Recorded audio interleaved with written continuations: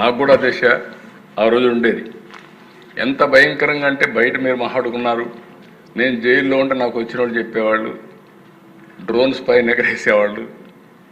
ఎందుకు ఎగరేసారంటే వేరబోటు చూడడానికి అని చెప్పేవాళ్ళు. భయంకరమైన వాతావరణం. అప్పుడే పవన్ కళ్యాణ్ కూడా బయలుదేరి హైదరాబాద్ నుంచి వస్తే రానీయకుండా దారంతా అడ్డం పెట్టి ఎక్కడెక్కడో చెప్తే రోడ్డు మీద పడుకొని తర్వాత బాలకృష్ణ గారు పవన్ కళ్యాణ్ గారు వచ్చి నన్ను కలిసే పరిస్థితికి వచ్చారు. వీళ్ళు నేను ముందుగానే చూడాలనుకుంటే రానియకపోతే లాస్ట్లోకి వచ్చి జైల్లో చూసే పరిస్థితి వచ్చింది. ఇలాంటి సంఘటనలు ఒకటి ఉండు కదా దిశ, మర్చిపోలేం.